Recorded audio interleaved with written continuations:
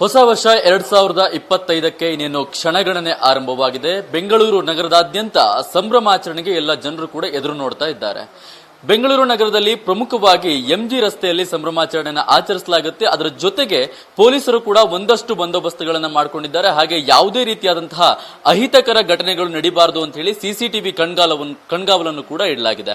ನಾನೀಗ ಪ್ರಸ್ತುತವಾಗಿ ಎಂಜಿ ರಸ್ತೆಯಲ್ಲಿರುವಂತಹ ಒಂದು ಸಿಸಿಟಿವಿ ಕಂಟ್ರೋಲ್ ರೂಮ್ ನಲ್ಲಿ ಇದ್ದೀನಿ. ನೀವು ಗಮನಿಸ್ತಾ ಇರಬಹುದು, ಇದು ಎಂಜಿ ರಸ್ತೆಯಲ್ಲಿ ಸಂಪೂರ್ಣವಾಗಿ 150ಕ್ಕೂ ಹೆಚ್ಚು ಕ್ಯಾಮೆರಾಗಳನ್ನ ಅಳವಡಿಕೆಯನ್ನ ಮಾಡಲಾಗಿದೆ. ಅದಕ್ಕೆ ಸಂಬಂಧಪಟ್ಟಂತೆ ಸಂಪೂರ್ಣವಾದಂತಹ ಒಂದು ಕಂಟ್ರೋಲ್ ರೂಮ್ ವ್ಯವಸ್ಥೆಯನ್ನು ಇಲ್ಲಿ ಮಾಡಿಕೊಂಡಿದ್ದಾರೆ. ಕಂಟ್ರೋಲ್ ನಲ್ಲಿ ಸುಮಾರು 60ಕ್ಕೂ ಹೆಚ್ಚು ಕ್ಯಾಮೆರಾಗಳನ್ನ ಒಂದೇ ಬಾರಿಗೆ ಇಲ್ಲಿ ವೀಕ್ಷಣೆಯನ್ನ ಮಾಡಲಾಗುತ್ತೆ. ಯಾವುದೇ ರೀತಿಯಾದಂತಹ ಅಹಿತಕರ ಘಟನೆಗಳು ನಡೀಬಾರದು ಅಂತ ಹೇಳಿ ಎಲ್ಲಾ ರೀತಿಯಾದಂತಹ ವ್ಯವಸ್ಥೆಗಳನ್ನ ಪೊಲೀಸರು ಮಾಡಿಕೊಂಡಿರುವಂತದ್ದು. ಹಾಗೆ ಸ್ಥಳೀಯ ಇಲ್ಲಿರುವಂತಹ ಇನ್ಚಾರ್ಜ್ಗಳಿಗೂ ಕೂಡ ಇದರ ಒಂದಿಷ್ಟು ಸಂಪೂರ್ಣವಾದ ನೋಡ್ಕೊಳ್ಳುವಿಕೆಯನ್ನು ವಹಿಸಿರುವಂತದ್ದು.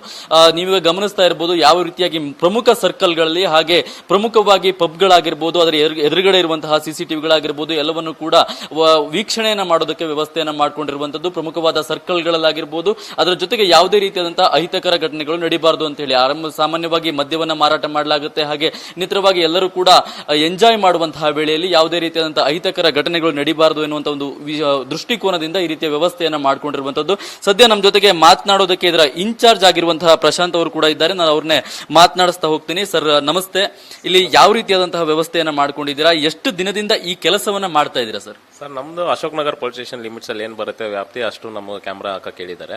ಅದ್ರ ಪ್ರಕಾರ ನಾವು 4 ದಿವಸದಿಂದ ಇದು ಪ್ರಿಪರೇಷನ್ ಮಾಡ್ತಾ ಇದೀವಿ. ಇದು 5ನೇ ದಿವಸ ಕಂಟಿನ್ಯೂ ಮಾಡ್ತಾ ಇದೀವಿ. ಮತ್ತೆ ನಮಗೆ 170 ಕ್ಯಾಮ್ರಾಸ್ ಹಾಕಕ್ಕೆ ಹೇಳಿದ್ದಾರೆ. 70 ಕ್ಯಾಮ್ರಾಸ್ ಲೈವ್ ನೋಡ್ಬೋದು ನಾವು. ಸೊ 70 ಕ್ಯಾಮ್ರಾಸ್ ಆಲ್ರೆಡಿ ನಾವು ಲೈವ್ ಇಲ್ಲಿಂದ ಮಾನಿಟರ್ ಮಾಡ್ತೀವಿ. ಇನ್ನು 100 ಕ್ಯಾಮ್ರಾಸ್ ರೆಕಾರ್ಡ್ ಮಾಡಲ್ ಇರುತ್ತೆ. ಸೊ ಅದು ರೆಕಾರ್ಡಿಂಗ್ ಆಗ್ತಾ ಇರುತ್ತೆ ಸರ್ ಡೇಟಾ. ಕಳೆದ ವರ್ಷಕ್ಕಿಂತ ಈ ವರ್ಷ ಇನ್ನೂ ಏನಾದ್ರು ಅಪ್ಗ್ರೇಡ್ ಮಾಡಿದಿರಾ? ಏನಾದ್ರು ಬೇರೆ ತರದ ಚೇಂಜಸ್ ಯಾವ ತರ ಇದೆ ಸರ್? ಸರ್, ಈ ಸತಿ ಏನ್ ಮಾಡಿದೀವಿ ಅಂದ್ರೆ ನಾವು PTZ ಅಂತ ಹೇಳಿ ಒಂದು 50 ಮೆಗಾಪಿಕ್ಸ್ ಅಂತ ಬರುತ್ತೆ. ಅದು ಏನಾಗುತ್ತೆ ಅಂದ್ರೆ 1 ಕಿಲೋಮೀಟರ್ ವರೆಗೂ ಕೂಡ ನಾವು ಒಬ್ಬ ಪರ್ಸನ್ ನಾವು ಝೂಮ್ ಮಾಡಿ ಅವರ ಒಂದು ಆಕ್ಟಿವಿಟೀಸ್ ನಾವು ಗಮನ ಮಾಡಬಹುದು ಸರ್.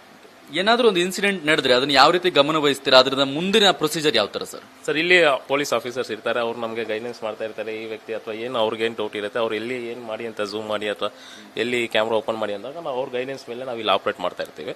ಸೊ ಅವರು ಅದನ್ನ ಯಾವ ರೀತಿ ನಮಗೆ ಇನ್ಸ್ಟ್ರಕ್ಷನ್ಸ್ ಕೊಡ್ತಾರೆ ನಾವು ಅದನ್ನ ಫಾಲೋ ಮಾಡ್ತೀವಿ ಸರ್. ಈಗ ಒಂದ್ಸಲಕ್ಕೆ ನೀವು ಎಷ್ಟು ಕ್ಯಾಮ್ರಾಗಳನ್ನ ಒಮ್ಮೆಲೆ ನೋಡಬಹುದು ಸರ್? ಸರ್, 70 ಕ್ಯಾಮ್ರಾಸ್ ನಾವು ಲೈವ್ ನೋಡ್ಬೋದು ಸರ್. 70 ಕ್ಯಾಮ್ರಾಸ್ ಲೈವ್ ನೋಡ್ಬೋದು. ಮತ್ತೆ 2 PTZ 1 ಕಿಲೋಮೀಟರ್ ವರೆಗೂ, ಈವನ್ ನಮ್ಮ ಕಾವೇರಿ ಎಂಪೋರಿಯಂ ಇಂದ ಹಿಡಿದು ನಮ್ಮ ಇಲ್ಲಿ ಒಪೆರಾ ಇದೆಯಲ್ಲ ಅಲ್ಲಿವರೆಗೂ ಒಂದು ಸ್ಟ್ರೆಚ್ ಹಾಕಿದೀವಿ.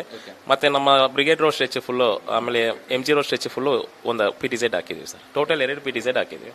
ಧನ್ಯವಾದ. ಇದಿಷ್ಟು ಪ್ರಶಾಂತ್ ಅವರ ಮಾತುಗಳು. ಏನು ಸಂಪೂರ್ಣವಾಗಿ MG ರಸ್ತೆಯ ಸುತ್ತಮುತ್ತ ಇರುವಂತಹ ಬ್ರಿಗೇಡ್ ರಸ್ತೆ ಆಗಿರ್ಬೋದು, ಚರ್ಚ್ ಸ್ಟ್ರೀಟ್ ಆಗಿರ್ಬೋದು, ಪ್ರಮುಖವಾದ ಎಲ್ಲಾ ಸರ್ಕಲ್ಗಳು ಕೂಡ ಕ್ಯಾಮೆರಾಗಳನ್ನ ಅಳವಡಿಕೆಯನ್ನ ಮಾಡಲಾಗಿದೆ. ಪೊಲೀಸ್ ಕಮಿಷನರ್ ಆಗಿರುವಂತಹ ದಯಾನಂದ್ ಅವರು ಕೂಡ ಸ್ಥಳಕ್ಕೆ ಭೇಟಿಯನ್ನ ನೀಡಿ ಸಂಪೂರ್ಣವಾದ ಪರಿಶೀಲನೆ ನಡೆಸುವಂತಹ ಕೆಲಸವನ್ನ ಮಾಡಿದ್ದಾರೆ. ಪ್ರಮುಖವಾಗಿ ಯಾವುದೇ ರೀತಿಯಾದಂತಹ ಅಹಿತಕರ ಘಟನೆಗಳು ಈ ಸ್ಥಳದಲ್ಲಿ ನಡೀಬಾರದು ಅನ್ನುವ ಒಂದು ಉದ್ದೇಶವನ್ನ ಪೊಲೀಸ್ನವರು ಇಟ್ಟುಕೊಂಡು ಈ ಕ್ರಮವನ್ನ ತೆಗೆದುಕೊಂಡಿದ್ದಾರೆ. ಕ್ಯಾಮರಾ ಪರ್ಸನ್ ಕಿರಣ್ ಜೊತೆಗೆ ಶರತ್, ಅಶ್ವವೇಗ ನ್ಯೂಸ್, ಬೆಂಗಳೂರು.